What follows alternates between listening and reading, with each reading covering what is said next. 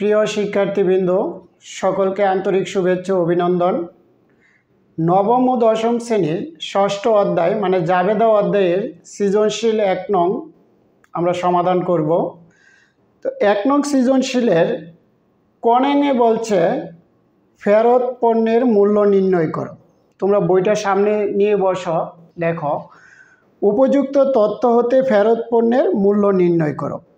এটা করার জন্য আমাদেরকে আগে দেখতে হবে কি কি পণ্য ফেরত দেওয়া হয়েছে বা ফেরত এসেছে। ডিসেম্বর ১ তারিখের লেনদেনে বলছে ৫% বার্তায় মাহমুদ ফ্যাশন হতে প্রতিটি ৩০০ টাকা দরে ৫০০টি প্যান্ট ক্রয়। পরে বলছে বহন খরচ ১০০০ টাকা, নগদে প্যান্ট বিক্রয়। ৮ তারিখে বলছে ডিসেম্বরের মাহমুদ ফ্যাশনকে ১০০টি প্যান্ট ত্রুটিযুক্ত থাকায় ফেরত প্রদান, মানে ফেরত দেওয়া হয়েছে। এটা হলো ক্রয় ফেরত। তো যেহেতু ফেরত দেওয়া হয়েছে, মাহমুদ ফ্যাশন ১০০টি প্যান্ট ফেরত দিছে মাহমুদ ফ্যাশনকে, কিন্তু কত টাকা দরে কিনে আনছে এখানে কিন্তু লেখা নাই। তাহলে আমাদেরকে ওই ১ তারিখে কত টাকার পণ্য, কত টাকা দরে প্যান্ট ক্রয় করেছিল সেটা আমাদেরকে ওইখান থেকে দেখে নিতে হবে। কত টাকা দরে ক্রয় করছিল? প্রতিটি ৩০০ টাকা দরে। একটা প্যান্ট ৩০০ টাকা করে ক্রয় করছে। এরকম ১০০টি প্যান্ট ত্রুটিযুক্ত ছিল, মানে ছেঁড়া ছিল অথবা কোনো কারণে এগুলি ফেরত পাঠানো হবে। কত টাকার পণ্য ফেরত পাঠানো হবে সেটা লিখতে হবে। এই কারণে দেখো আমি লিখেছি ফেরত পণ্যের মূল্য নির্ণয়। তোমরা এইভাবে শিরোনামটা দিয়ে অঙ্ক শুরু করবা। এবার গড় করার জন্য তোমরা ভালো করে গড় করবা। এখানে একটু মার্জিন রেখে দিবা, খাতার মধ্যে মূল খাতায় মার্জিন রেখে এখানে করবা। আমি গড় দেখাই দিতেছি কিভাবে করতে হবে। আমাদের এখানে ২ লাইন হবে, তো আমরা গড়টা ছোটো করে নিব। এই যে তোমরা এই ২টা লাইন দাগ দেওয়ার পরে এই লাইনটা দাগ দিয়ে নিবা, তাইলে মুছামুছির ঝামেলাটা থাকবে না।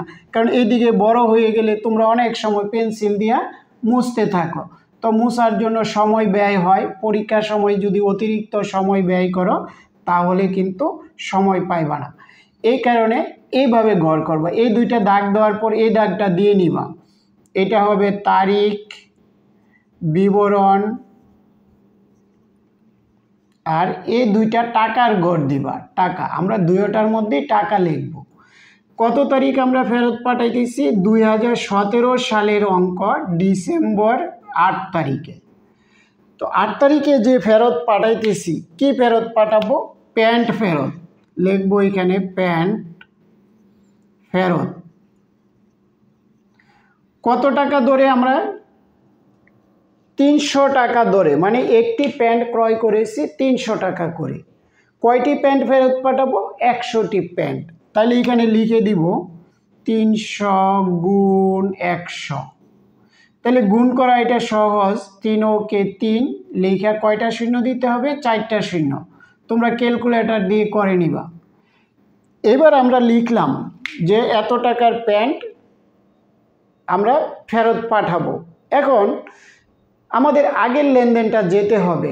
যখন ক্রয় করে এনেছিলাম তখন আমরা কি কারবারি বারটা ছিল বা ছিল না সেটা দেখতে হবে। দেখো ১ তারিখে বলছে ৫% বারটাই ক্রয় করা হয়েছিল, মানে এটা কারবারি বারটা। অবশ্যই কারবারি বারটা সবসময় বাদ দিতে হবে। তো কিনে আনার সময় যেহেতু কারবারি বারটা ছিল, এবারও আমাদের কারবারি বারটা থাকবে এবং বাদ দিতে হয়। কারবারি বারটা সবসময় বাদ দিতে হয়। আমরা লিখব ক্রয় বারটা কার উপর বারটা তৈরি করতে হবে? এই যে যত টাকার মাল আমরা ফেরত পাঠাবো সেই টাকাটার উপর, গুণ কত পার্সেন্ট? ৫%। তোমরা ক্যালকুলেটরে ৫% করে দেখবা ১৫০০ টাকা হবে। তো ১৫০০ টাকা আমরা বাদ দিয়ে দিব। বিয়োগ করবা ক্যালকুলেটর দিয়ে, বিয়োগ করার পর রেজাল্টটা ২ নম্বর কলামে দিবা। বিয়োগ করলে হবে ২৮৫০০ টাকা। এই ক্যালকুলেটরের ব্যবহারটা ভালো করে শিখে নিবা। ক্যালকুলেটর যদি ব্যবহার করতে না পারো তাহলে কিন্তু অঙ্ক হবে না। এবার খ নম্বরে বলছে, দেখো পুরা উপযুক্ত তথ্যের ভিত্তিতে আফরোজা ফ্যাশনের একটি ক্রয় জাবেদা প্রস্তুত করো। এবার ক্রয় জাবেদা প্রস্তুত করতে হলে আমাকে ক্রয় জাবেদার গড় জানতে হবে এবং এর আগে জানতে হবে কোন লেনদেনগুলি ক্রয় জাবেদায় লিপিবদ্ধ করতে হয়। সাধারণত আমরা বইয়ের মধ্যে দেয়াই আছে যে সকল বাকিতে পণ্য ক্রয় ক্রয় জাবেদায় লিপিবদ্ধ করতে হবে বা লিপিবদ্ধ করা যাবে। তাহলে উপরে আগে এইভাবে শিরোনাম দিবা, আফরোজা ফ্যাশন ক্রয় জাবেদা। তো ক্রয় জাবেদার মধ্যে আমরা জানি সকল বাকিতে পণ্য ক্রয় ক্রয় জাবেদায় লিখতে হয়। তাহলে বাকিতে পণ্য ক্রয় দেখো ডিসেম্বর 1 তারিখে আছে 5% বার্তায় মাহমুদ ফ্যাশন হতে প্রতিটি 300 টাকা ধরে 500টি প্যান্ট ক্রয়, বহন খরচ 1000 টাকা। এটা একটা লেনদেন। আরেকটা আছে দেখো ডিসেম্বরের 15 তারিখ ইসলাম স্টোর্স হতে প্রতি জোড়া 200 টাকা ধরে 200টি প্যান্ট শার্ট ক্রয়। তাহলে এই দুইটা লেনদেনই বাকিতে পণ্য ক্রয় বোঝানো হয়েছে। কিভাবে? এখানে নগদ বা চেক উল্লেখ নাই, কিন্তু উল্লেখ আছে শুধু কার কাছ থেকে ক্রয় করা হয়েছে, নাম উল্লেখ আছে। এই কারণে আমরা বুঝবো এটা বাকিতে পণ্য ক্রয় করা হয়েছে। আর এই বাকিতে পণ্য ক্রয় দ্বারাই ক্রয় জাবেদা প্রস্তুত করতে হয়। তাহলে ক্রয় জাবেদা কার ক্রয় জাবেদা হবে? আফরোজা ফ্যাশন। কোথায় থেকে নিয়েছি দেখো, তোমাদের বইয়ের একদম 1 নম্বরে প্রথম লাইনেই লেখা আছে আফরোজা ফ্যাশনের আমরা হিসাব করতেছি। তো আফরোজা ফ্যাশনের নামটা উপরে থাকবে, ক্রয় জাবেদা নিচে থাকবে। এবার গড় করাটা আমাদেরকে বুঝতে হবে। আমি গড় করতেছি। দেখো হিসাব বিজ্ঞানের গড়টা একটা গুরুত্বপূর্ণ বিষয়, কারণ গড় করা যদি আমরা না জানি তাহলে অঙ্ক করতে পারবো না। এই দাগটা একটু মোটা করে নিব আমরা, কারণ এটার ভিতরে আমরা জাবেদা লিখব। 2 লাইনের অঙ্ক আমাদের, আমরা এই 2 লাইনের জন্য নিচের দাগটা নিয়ে নিব আনুমানিক, তাহলে আমাদের অঙ্ক করাটা সহজ হবে। এখানে থাকবে কি তারিখ। এবার আমার ডান দিকের কাজ, ডান দিকে দেখো এই ঘরটা একটু বড় করে নিবা। এখানে আমরা জাবেদা লিখব, তারপরে সূত্র, এরপরে থাকবে চালান নং, এরপরে থাকবে শর্ত। শর্তের ঘরটা একটু বড় থাকবে, বড় থাকলে আমাদের শর্তটা লেখা সহজ হবে। এইভাবে আমাদের ঘরটা করতে হবে। সবাইকে আমি আবারও বলছি যে ক্রয় জাবেদা, বিক্রয় জাবেদা, ক্রয় ফেরত, বিক্রয় ফেরত, সাধারণ জাবেদা, এগুলির গড় করে আমাদেরকে জানতে হবে। যদি গড় না জানি তাহলে কিন্তু অনেক সময় অঙ্ক আমরা দিতে পারবো না। এবার আসি ক্রয় জাবেদা। ক্রয় জাবেদা কোন ধরনের লেনদেন হিসাবভুক্ত করতে হয়? সকল বাকিতে পণ্য ক্রয়। তো সকল বাকিতে পণ্য ক্রয়ের জাবেদা কি হয়? বাকিতে পণ্য ক্রয় করলে ক্রয় হিসাব, আরেকটা হবে পাওনাদার হিসাব। তো ক্রয় হিসাব হবে ডেবিট, পাওনাদার হিসাব হবে ক্রেডিট। আমরা ক্রয় ডেবিট, পাওনাদার ক্রেডিট এখান থেকে লেখা শুরু করব। ক্রয় হিসাব, হিসাব ডেবিট, আর পাওনাদার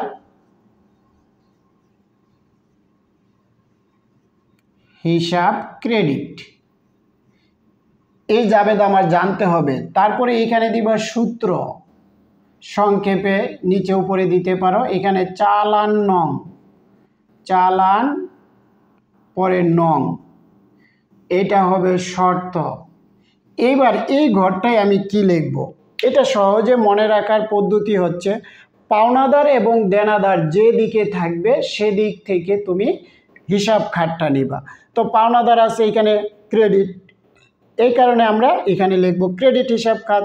যদি এখানে দেনাদার থাকতো ডেবিট, তাহলে লিখতাম আমরা ডেবিট হিসাব খাত। তাহলে এখানে লিখব, যেহেতু পাওনাদার ক্রেডিট, লিখব ক্রেডিট হিসাব খাত,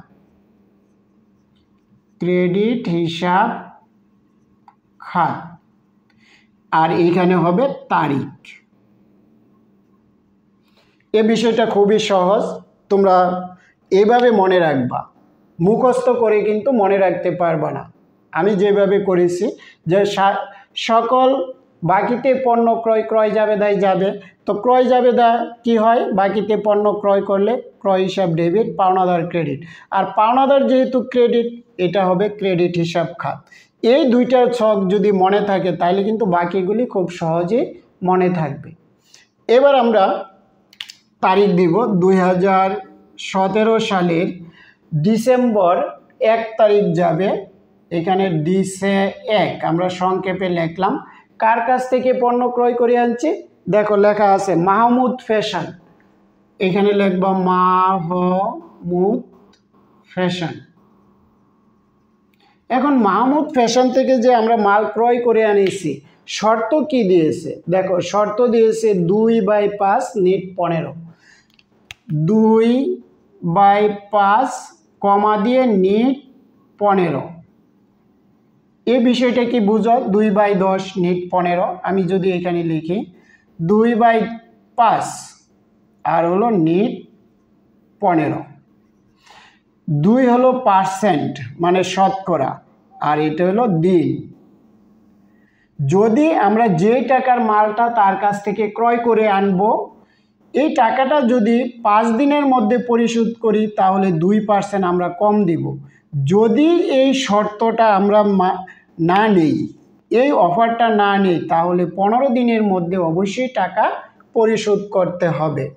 এটার মানে হলো এটা। আমি আবারও বলি, এটা হলো পার্সেন্ট, এটা হলো দিন। আমরা তার কাছ থেকে যে টাকার মালটা ক্রয় করব এটা এখানে লিখব। এত টাকা যদি আমরা 5 দিনের মধ্যে পরিশোধ করি, তার থেকে 2% টাকা আমরা কম দিব। আর যদি পরিশোধ করতে না পারি, 15 দিনের মধ্যে এই টাকা অবশ্যই পরিশোধ করতে হবে, এখানে যত লিখব। আর 15 দিনের মধ্যে যদি পরিশোধ করি তখন কিন্তু আর আমাদের এই 2% আমাদেরকে কনসিডার করবে না, সব টাকাই পরিশোধ করতে হবে। এবার দেখো আরেকটা লেনদেন আছে ডিসেম্বরের 15 তারিখ। কার কাছ থেকে ক্রয় করা হয়েছে? ইসলাম স্টোর্স, এখানে লিখবো আমরা ইসলাম স্টোর্স। ইসলাম স্টোর্স। এবার ইসলাম স্টোর্সের কাছ থেকে শর্ত আছে 2/7 নিট 30, এটা হলো 2/7 নিট 30। এবার চালান নং আছে, চালান নং, এই ঘর কিন্তু ফাঁকা, চালান নং নাই, এই কারণে ঘর ফাঁকা থাকবে, না থাকলেও কিন্তু দিতে হবে, গড় দিতে হবে। এবার আমরা বের করব মাহমুদ ফ্যাশনের কাছ থেকে আমরা কত টাকার মাল ক্রয় করেছি। দেখো 5% বার্তায় প্রতিটি 300 টাকা দরে 500টি প্যান্ট ক্রয় করেছি। আমরা এখানে লিখব ডিসে 1, রাফ করে দিব 500টি,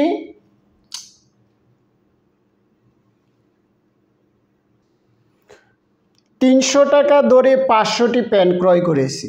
মানে একটার দাম যদি 300 টাকা হয় তাহলে 500টার দাম আমরা গুণ করলে পাবো, এই কারণে দেখো গুণ করেছি। আবার বলছে এটার উপর 5% কারবারি বার্তা দিয়েছে, মানে ছাড় দিয়েছে, তো ছাড়টা আমার বিয়োগ করতে হবে। কার পার্সেন্ট করব? 300 টাকার, এই 300 গুণ 500 এর 5%, এইটা বুঝতে হবে। এটা কিভাবে করতে হয় হিসাবটা, সেটা যদি না বুঝো তাহলে পারবে না। আমি কত টাকার মাল কিনছি? একটার দাম 300 টাকা, কিনছি 500টি, তাহলে এই দুইটা গুণ করলে পাইবা, ঐকিক নিয়মের অঙ্ক। তো এই দুইটা গুণের পরে আমরা এই টাকাটা থেকে 5% বাদ দিব। আবার দেখো তোমাদের প্রশ্নে বলছে যে 1000 টাকা বহন খরচ আছে। এই যে বহন করে খরচটা দিয়েছে, মানে গাড়ি ভাড়া হইতে পারে, আরও অন্য কোনো খরচ হইতে পারে। এই 1000 টাকাও তো আমার ক্রয় করে আনতে খরচ হয়েছে, এই কারণে 1000 টাকাও যোগ দিতে হবে। এবার আমরা এই দুইটা যদি গুণ করি, 3 × 5 = 15, আর 2টা শূন্য, মোট 4টা শূন্য হবে। এগুলি তোমরা ক্যালকুলেটর ব্যবহার করে করবা। এবার এটা গুণ করে 5% করলে হবে 7500 পার্সেন্ট করবা তোমরা, পরে যোগ 1000। এবার ক্যালকুলেটর দিয়ে যোগ বিয়োগ করে রেজাল্ট নিয়ে আসবা। 1,50,000-এর সাথে 1000 যোগ করলে 1,51,000 বিয়োগ 7,500। আমরা যদি বিয়োগ করি 1,43,500 হবে। এই 1,43,500 ডিসেম্বর 1 তারিখের, তো ডিসেম্বরের 1 তারিখের বরাবর লিখবা 1,43,500। 1,43,500 আমরা মাহমুদ ফ্যাশন থেকে ক্রয় করেছি। এবার আমরা ইসলাম স্টোরসের টাকাটা বের করব। ইসলাম স্টোরসের লেনদেনটা একটু কঠিন, তোমরা একটু ভালো করে দেখো। বলছে প্রতি জোড়া 400 টাকা দরে 200টি। এক জোড়ার দাম যদি 400 টাকা হয় তাহলে 200টির দাম কত হবে? এটা আমরা কিভাবে করব? এক জোড়া মানে 2টি, তাহলে 2টির দাম কত টাকা? 400 টাকা। তাহলে একটির দাম কত টাকা হবে? এটারে ভাগ করতে হবে, তাহলে 2/400। এই কারণে আমি দেখো 2 দিয়ে ভাগ করে দিছি, গুণ 200 দিছি। তাহলে এটা 2 দিয়ে ভাগ করলে একটির দাম পাইলাম। একটার দাম যদি এত টাকা হয় তাহলে 200টির দাম কত? আমরা যদি এইখানে দেখাই আবার যে 200টির দাম, তাহলে 2/400 গুণ 200, তাহলে গুণ হবে 200। এইভাবে আমরা লিখতে পারি। এটা তোমাদের করা লাগবে না, আমি বোঝানোর জন্য লিখেছি, এইখান থেকে লিখবা।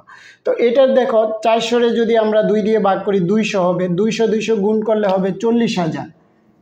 1 2 3 4 বিয়োগ এই 40,000-এর 10% করলে হবে 4000। তোমরা ক্যালকুলেটর দিয়ে করবা। 4000 যদি আমরা বিয়োগ করি হবে 36,000। এখানে কিন্তু কোনো খরচ ছিল না, এই কারণে আমরা কোনো যোগ দেই নাই। এর আগেরটাই খরচ ছিল, এই কারণে আমরা যোগ দিয়েছিলাম। কত হয়েছে? 36,000। আমরা এখানে 36,000 মিলিয়ে লিখব।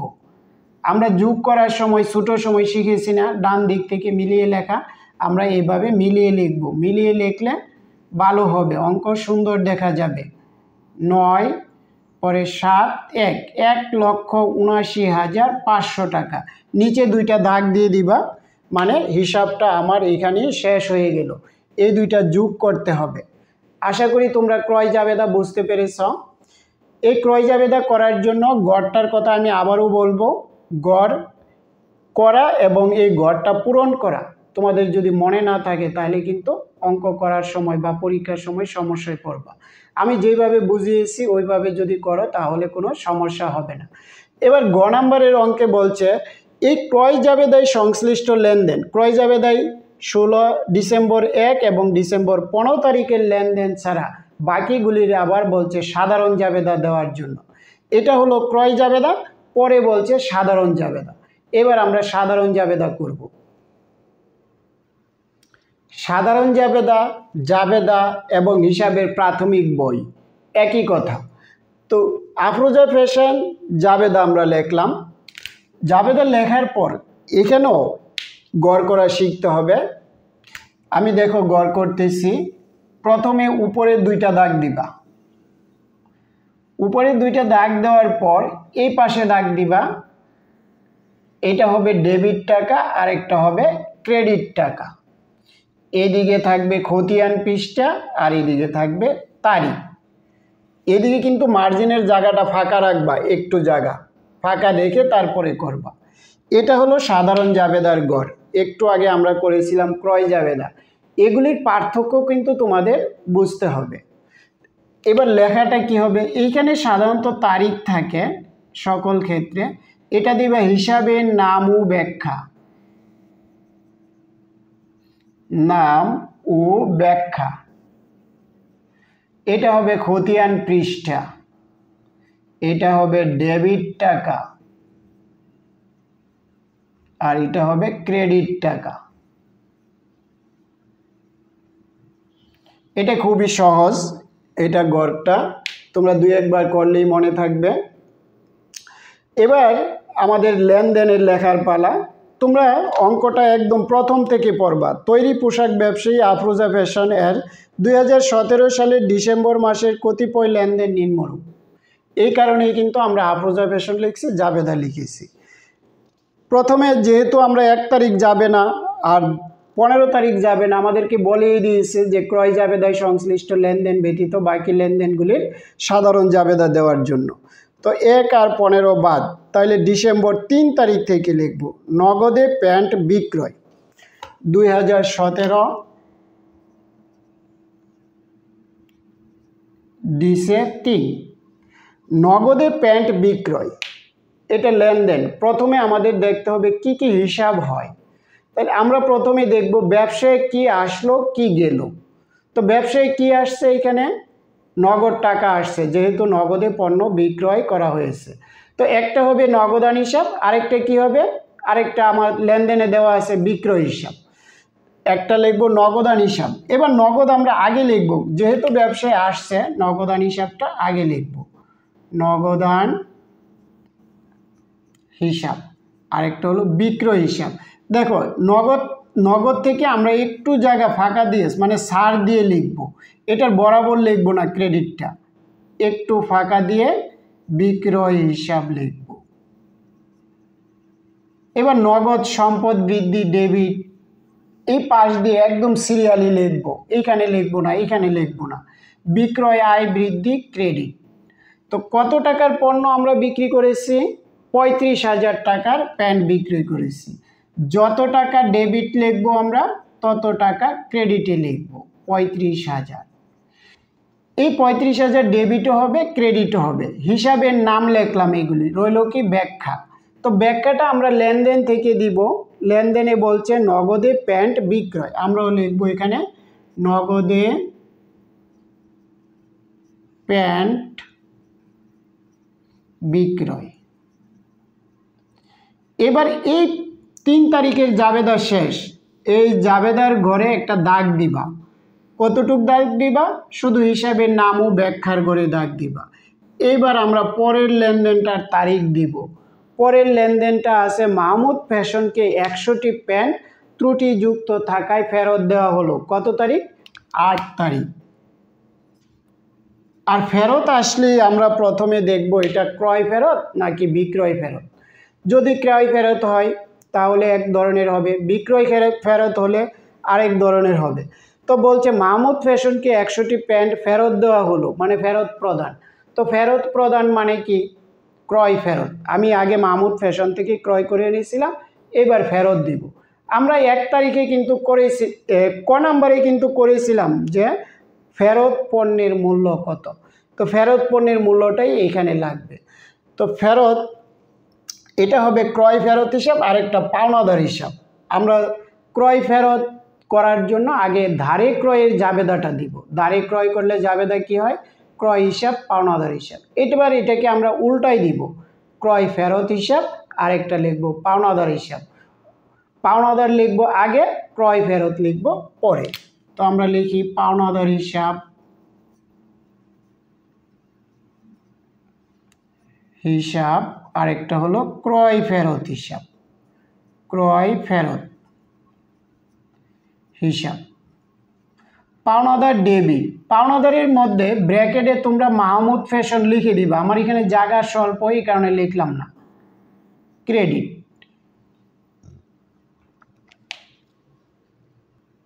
ক নাম্বারে দেখবা তোমরা 28,500 টাকা হয়েছিল, এখানে লিখবা 28,500। ডেবিটও 28,500, ক্রেডিটও 28,500। এবার ব্যাখ্যা দিয়ে দিবা মাহমুদ ফ্যাশনকে ফেরত প্রদান, মাহমুদ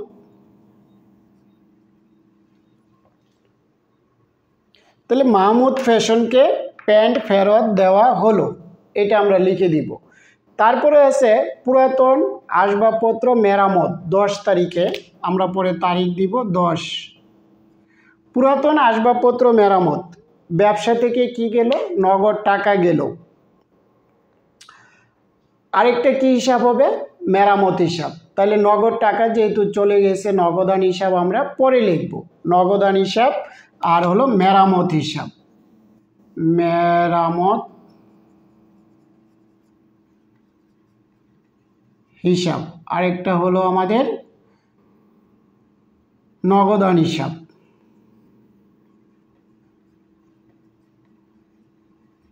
মেরামত ব্যয় বৃদ্ধি ডেবিট, আর নগদ সম্পদ হ্রাস হবে ক্রেডিট।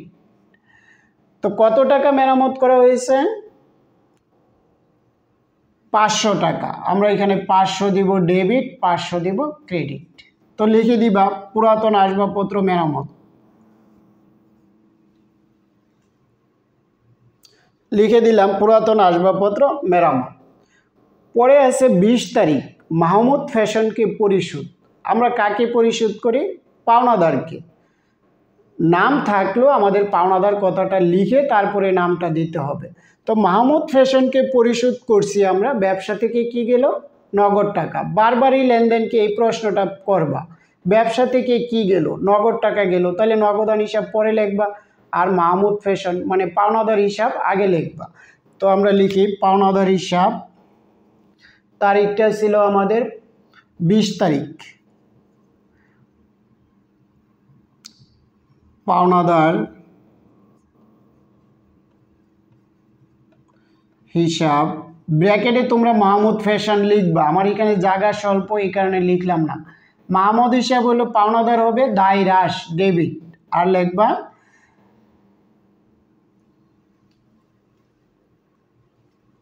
নগদান হিসাব।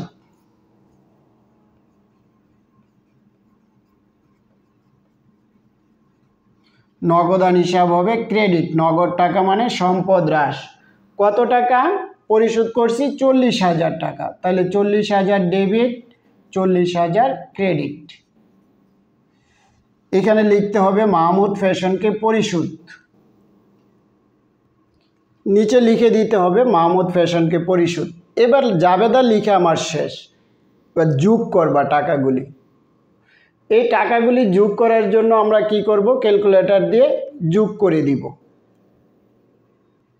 এগুলি ক্যালকুলেটর দিয়ে যোগ করবা, যোগ করলে দেখবা 1,04,500 হবে। 1,04,000, 1,04,000। এইখানেও লিখবা 1,04,000। ডেবিট ক্রেডিট সমান হবে। এবার ক্লোজিং করে দিবা নিচে দুইটা দাগ দিয়ে।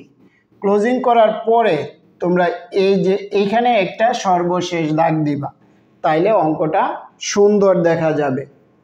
তোমরা স্কেল দিয়ে দাগ দিবা, তাহলে সুন্দর হবে। আমায় হাতে দিয়েছি তো তাই সুন্দর হয়নি।